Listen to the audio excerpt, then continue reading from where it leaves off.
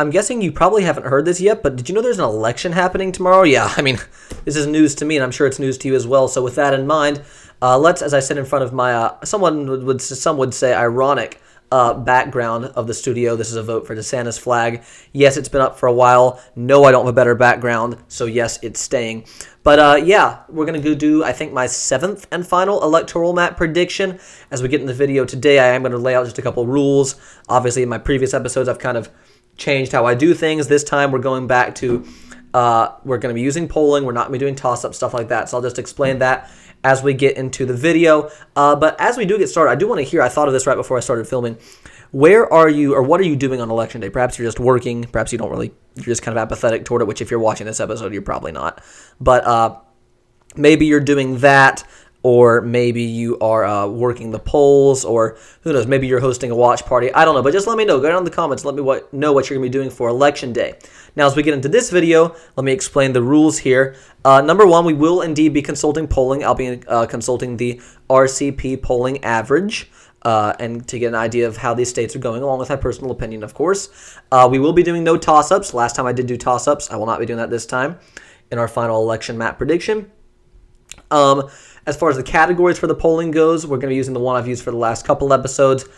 0 point, so basically tie to 1.5%, or, 50% plus 1, I should say, to 1.5% is our tilt margin, 1.5% and less.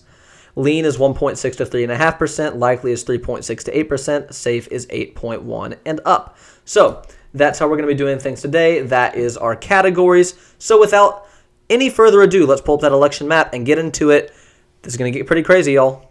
America is no longer one nation under God. Are you ready to fight for revival? Well, then you've come to the right place. Welcome to Fighting Revive with Adam Boyer.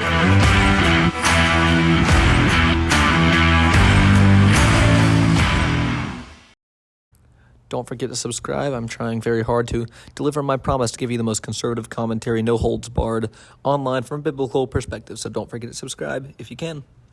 I don't know about y'all, but I was ready for this election to be over like 4 months ago. So I will say it's quite the relief for this to be my last presidential election map prediction. So let's go ahead and get into it. I think I've got all my notes and everything aside. I laid them out in the intro. That was one of my longer intros on record. But anyway, so let's start with our safe states, and we'll start with our safe states for Donald Trump, since most people tend to start with Harris, I've noticed. First off, let's deal with these two. We got Maine's 2nd congressional district. We've got Nebraska at large. Nebraska's 1st and 3rd. Whoops, didn't mean to do that. There's that classic stumble I always have to start off. And historically, if you've watched this channel, you notice I always forget a state or two when I'm doing the different categories, especially safe. So let's see if I can avoid that this time. Let's see, we got Montana, Idaho, Wyoming, Utah, Alaska. I do forget Alaska sometimes. North Dakota, South Dakota, Kansas, Oklahoma, Louisiana, Mississippi, Alabama, Arkansas, Tennessee, Kansas City, not Kansas City, Kentucky, Missouri, Indiana. Iowa is going to go to Trump by over 8.1 points, I think. I think Ohio will do the same. And then I think Florida will also go to Trump by 8.1 or better. I feel like Florida's probably going to. I wouldn't be surprised if we see it lurch back a little bit left from the 2022 midterms. But let's say Florida does, to make things simple. I'm very confident Texas will, and South Carolina will as well. So just like that, Trump is at 215 electoral votes, which that's pretty much his baseline right there. So off to a good start for him. But now let's see how fast Kamala Harris catches up. We'll start down the East Coast, where we've got Vermont, we've got Connecticut, New Jersey, Delaware, Maryland, Massachusetts, Rhode Island, Washington, D.C. They shouldn't be able to have electoral votes, but that's neither here nor there. I'm kidding, sort of. Moving on. Oh, there it is. I missed a safe red Trump state. Told you I'd do that. West Virginia. So Trump's baseline is 219. Okay, back to safe states for Harris. Illinois, Colorado, I don't think it's going to go for her by under 8. Yeah, we're going to say Colorado is safe, California is safe, Oregon is safe, Washington State is safe, and Hawaii is safe. Okay, that does not leave. Oh, almost forgot one. That doesn't count. I didn't miss that one. I hadn't clicked off of this yet. So New York is also safe as well, as is Maine's 1st congressional district. We'll wait on the state at large. Okay, so that puts Harris at 191, Trump at 219, reasonably even. And with that, again, I don't think they could lose these states really if they tried. Certainly, they could get lower margins, but I think if they tried, they'd still win these states. Let's get into some leans, some likely states. So that would be 3.6 to 8 points. Here we have New Mexico is going to go for Kamala, I believe, by 6 to 7 point margin off the top of my head. I think Minnesota is going to go to her by 4 to 5 points. I know some folks are saying that Trump's going to come very close to winning Minnesota. I don't agree. Virginia is noticeably getting left out for now. I'm not putting Virginia in likely for Kamala, so more on that later. New Hampshire, I think, is going to go for Kamala on the very low side of likely. Let's say New Hampshire goes for her. Likely is 3.6 to 8. I could see New Hampshire going to her by 4 or less. So let's say New Hampshire is likely for Kamala, but very close. I think Maine's state at large is also likely. I would say Maine's going to go for on the higher side of likely, probably looking at a 7-ish point margin for the state of Maine. I would guess. That's just off the top of my head. Which leaves 7 battleground states, plus noticeably my home state of Virginia. What is this? In my last presidential, my last Senate map prediction, I had our Republican Senate nominee, Hung Kao, getting completely crushed by Tim Kaine. I think he's going to. I think he'll be lucky to keep it under 10 points. But, I think as we move to our lean states, there will be only one lean state on the map, actually. If I'm not doing these, it will not be the only lean state. Let me caveat that. It will be the only lean state for Kamala, I believe. So I'm putting Virginia in a lean Kamala category. I think Trump is going to keep this between 1.6 and 3.5. I think right now there's a very good chance Trump loses Virginia by a 52, well, say like a 51-48 margin, something like that. There's obviously write-in votes and outlying votes and, third-party votes and all that. So I can see it being like a 51-48 situation. Harris wins. It's not going to be anywhere near as close as Biden won the state by 10 in 2020. So Virginia is going to be lean. It's not going to flip for Trump. I'm very confident that will not flip for Trump. I do think it's going to be much closer. If Virginia is really close, or if by some miracle it does flip, and Trump, you'll see that mirror larger than the national vote. I think if Trump wins the national vote, this is kind of a side note here. Trump wins the national vote by less than, if he loses the national vote by less than 2, he very likely wins the election. Loses it by less than 1, he definitely wins the election. If he wins the popular vote, it's a landslide, and he sweeps all 8 of these states that are not marked, plus Virginia. Okay, so let's move into some lean Trump states, and there are going to be some on this map. I think first off, North Carolina. Let's look at the polling from North Carolina, if I can find it. There we go. Okay, so you see here, my margins for lean are 1.6 to 3.5 points. However, you say, well, Adam, Trump only leads by 1.5 in North Carolina. It's been close recently, like in 2020. And New York Times and Siena, which is supposedly a reliable pollster, has Harris up 2. Well, here's what I say. These same polls that shows Trump down from New York Times and Siena shows Trump down by 2 in North Carolina, down 1 in Georgia, I believe. Let's check that. Yeah, down 1 in Georgia. Shows a tie race in Michigan and Pennsylvania. And I'm sorry, New York Times, Siena. Trump is not going to do better in Pennsylvania or Michigan than he is in North Carolina or Georgia. You see the recent polling here, and also just based off historical trends and demographics and the way we know things to be, I think North Carolina actually is going to be a lean Trump state. I think it'll be with 1.6 to 3.5 points. I think Trump is going to do reasonably well here. I think he'll rebound. I think the same goes for the state of Georgia. Georgia here is actually, with the polling is even within my lean margin. Trump leads by 2.3. Again, you can kind of disregard this New York Times Siena. That's just not accurate. Atlas Intel, which I'm not exactly sure how accurate they are. I am a little bit interested to see how accurate they end up being this cycle, because they have a pretty low margin of error, and they survey a lot of voters, and they survey likely voters, which I like. And so Atlas Intel has been very favorable toward Trump, but they're not, to my knowledge, affiliated with any Republicans like, say, a Trafalgar. So that's all just my understanding. I could be wrong about that. But Atlas Intel shows them up 2. They've shown them up bigger in some other states. Rasmussen, of course. So even CNN shows them up. I think Trump's going to do much more like you would expect historically rather than 2020, which was a supposed outlier. Georgia also goes to Trump by a lean margin. Okie doke. Let's move on to, rather than Arizona, let's skip up here. How about the state of Michigan? The swing state looks most favorable for Kamala Harris. We think. Kamala Harris leads Donald Trump by 0.6 points in Michigan. New York Times CNN, again, shows them tied, whatever. Atlas Intel, just shy of 1,200 likely, is 3% margin of error. +2, Rasmussen shows +1. Marist, which more reflects the demographics, it would appear, and margin of error of Atlas than Rasmussen. Marist shows her up 3. All that is possible. So, let's say here, I kind of got distracted there. Okay. Michigan is going to be very close, I think, but based on how they voted recently, based on demographics there, I think it's the most liberal of the 3 Rust Belt states. I still don't think that Michigan is going to go for Trump right now. And I don't like predicting the blue wall states to break with each other, and I may not. Got some on my microphone there. But for now, I'm going to give Michigan to Harris. If I was allowing myself toss-ups, I might put it in the toss-up category, but we're not doing that. Step 1 for Harris completed. She desperately needs Michigan. Okay, let's move on to Nevada. How about that? I like jumping around so you don't quite know what's next. In Nevada, this kind of surprised me. Trump leads by 1 point even. That's the aggregate. New York Times CNN shows him up 3. It's a little more believable here, but I'm very disinclined to accept the results from their polling based, again, on what I already mentioned. This is one of the few states where Trump has historically been overestimated. In 2024, Biden was, or Republicans have been overestimated, I should say. Trump did overperform polling in 2020. He underperformed in 2016 in Nevada, so it's kind of hard to predict. Atlas shows him up 6. That's not going to happen. Notable predictive insights, Susquehanna, whatever, shows him up 6. You see it keeps going back and forth. The polling's all over the place in Nevada. Nevada's another state.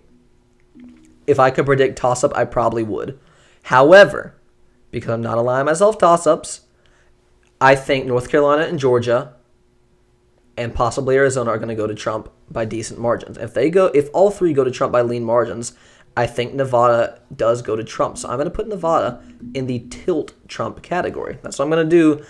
Not super confident in that, but I think right now the smart money says Trump wins Nevada. Though if you are betting on this election, I would not recommend you bet on Nevada either way if you can avoid it. If you're just betting on the single states, I mean, Nevada, yeah, sure, you get a big payout. I'm not really into the betting side of things, whether that be for sports. I play free fantasy football because I'm cheap.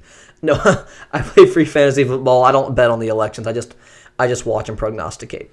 So I think Nevada currently tilts toward Trump. Okay, let's move on now to Arizona. We'll say the 2 big guys for last. Arizona, 11 points, or 11 electoral votes, I should say. You see historically, Trump led by 4 in Arizona. He was overestimated in Arizona in 2016. You see what happened there. Trump won by 3.5, so slightly overestimated. 2020, Biden was polling by 1.2. Arizona was actually pretty accurate. Biden won Arizona by, I think it was 0.2. Am I correct in this? 0.3. So it was actually reasonably accurate, though they slightly overestimated him in 2020. New York Times Siena shows him up 4. Again, we're kind of disregarding that poll. Atlas Intel shows him up big. Hard to trust Atlas with some of the results they're showing. But everything else showing Trump up as well. I think he'll rebound big from 2020 in Arizona. And so I think Arizona is going to go for Trump here, and by more than 1.5. That's my prediction. I think Arizona actually does lean Trump here, like I hinted at a minute ago. I think if these 3 lean Trump, Nevada goes to Trump. So we're at 268. Now, the election will rest on the shoulders of Wisconsin and Pennsylvania. It should be pointed out, I was talking with my dad about this earlier. Trump can win the election without Nevada, even if he only gets Wisconsin. So if Wisconsin goes to Trump, he still wins the election at 272. He does not need Nevada. So if all he has to do is pick off Wisconsin or Michigan or Pennsylvania, as long as he holds these 3. I know it wouldn't technically be a hold, but historically holds these 3, which I think is likely. So put this back to toss-up, and we'll put Nevada back to tilt Trump. Nevada would just be nice to have. It's not really going to be crucial for either candidate. So let's look at... I've ended the past couple times with Pennsylvania things, so let's look at Pennsylvania now. Pennsylvania, Trump leads by 0.3 in the polling. New York Times CNN shows it tied. Atlas Intel shows +2. Muhlenberg College, which I'm not sure that's a college local to Pennsylvania or what. I've not seen them anywhere else. +2 to Harris. Suffolk shows a tie. Marist Washington Post shows Harris ahead. Rasmussen shows Trump ahead. Who knows what's going on in Pennsylvania?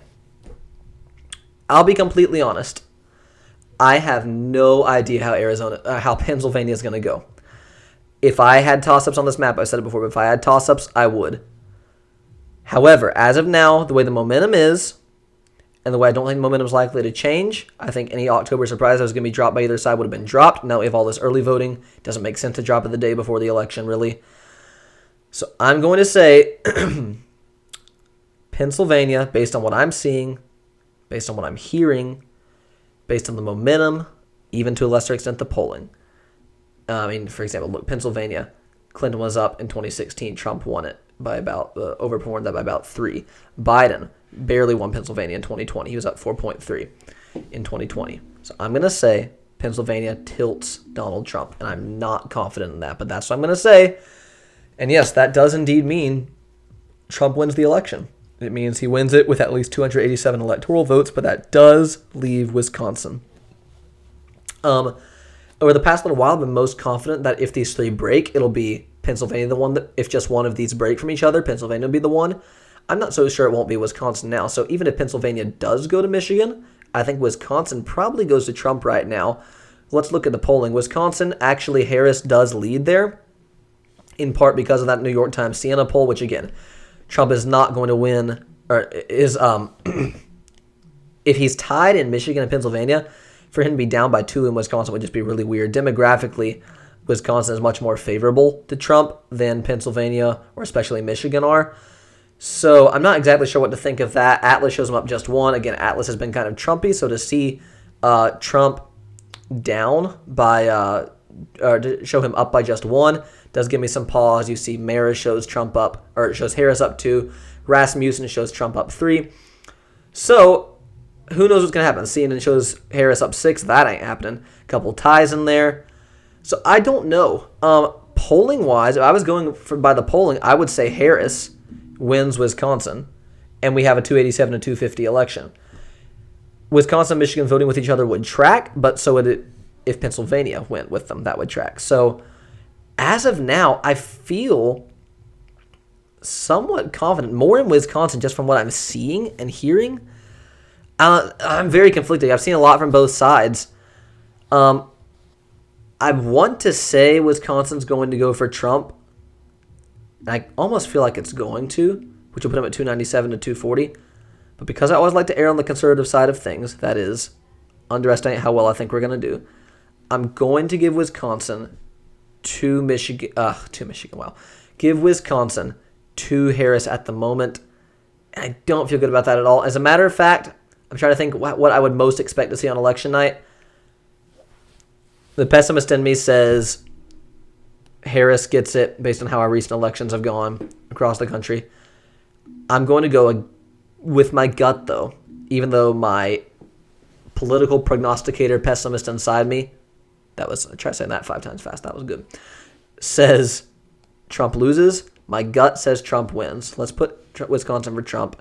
We are missing one electoral vote, that being Nebraska's second. I think that one, with the way the Republicans in the state have been trying, but also kind of failing and kind of not trying to flip their voting process, I think Harris does get Nebraska's second. That I do think, based on just the signaling from each side, I think Harris does win Nebraska's second by a tilt margin, 1 to 1.5 or less. Trump could win it, but I'm going to say it's a tilt Harris for now. So 297 to 241. This could flip dramatically. I'm very confident at this point Trump wins North Carolina, Georgia, Arizona, Nevada, Wisconsin, Michigan, Pennsylvania. I think could be swept by either candidate. I think we could see a mix of it like I see now, or like we have now with me winning these 3, Trump winning these 3, and Michigan going to Harris. Not at all confident in this prediction, but this is my last one. And so y'all have to let me know what you think down in the comments. I know I asked you to comment earlier. Comment that, and with your comment, edit it or type a new one, letting me know how you think the election is going to go. Be realistic. I did just want to end the episode today, though, by saying I've been reminded recently in church, in studying the Bible, in stuff I've listened to, how comforting it is to know, and there'll be many of you that disagree with me on this, that God is in control. Obviously, I'm a Christian. I'm what some would probably call a traditionalist in a way. I wouldn't say I wouldn't call myself that, but I am very much I hold to the beliefs that I think are very clearly laid out in the Bible. I joked in my last episode of Basic Baptist. I'm a premillennial, a fundamentalist, all that. So, I think so. Yeah, you can make fun of that or whatever. But the fact is, I will go to bed on election night, thanking the Lord for the result, regardless of which candidate wins, because it's all according to His plan, and it's for the good of believers, as we know in Romans 8:28. It tells us, and we know that all things work together for good to those who love God, to those who are called according to His purpose, and then goes on from there to talk about predestination, the free will versus sovereignty argument. That is an episode for a whole different time. That's a very hot topic. But anyway, all that to say, I believe the Lord's in control, and I'm going to have peace with whatever the result is, and I'm very grateful for that. And it is very comforting to know as believers that we can rest assured that God is in control and the results are for our good. If Trump wins, obviously we'll have more religious freedom, for example, in the country. If Harris wins, religious freedom will undoubtedly be cracked down upon, but that may end up, one of the ways that may be helpful is purging the church, and the American church certainly needs that. So we can trust the Lord that He's in control. And very last thing I'll say before we leave, I have it in my notes here. Don't forget, you may not have seen this one, but a new interview is out on my channel I released last Friday, which is unusual upload time for me. It was Friday evening, which I don't think I've ever done before. I interviewed the man who has started a new Young Republicans chapter in Flavanna County, which is in Central Virginia. And his name is Jonathan Barisano. He's the new chairman of it, and he had some very interesting stuff to say. Very grounded guy, solid guy. So I'd highly encourage you to check that out, kind of help give him some more exposure. So if you would, it should be popping up in a card here in a moment on the end screen. So don't forget to subscribe, because we've got post-election content coming, more interviews coming, and I think you'll like this very informative interview with Jonathan Barisano. So check it out. Don't forget to do that. Trust in the Lord with all your heart. In the words of our great president, look here, Jack. I'll challenge you to push-ups, but that's neither here nor there. Don't forget to subscribe to the Fight and Revive YouTube channel and help us reach more people with our conservative message.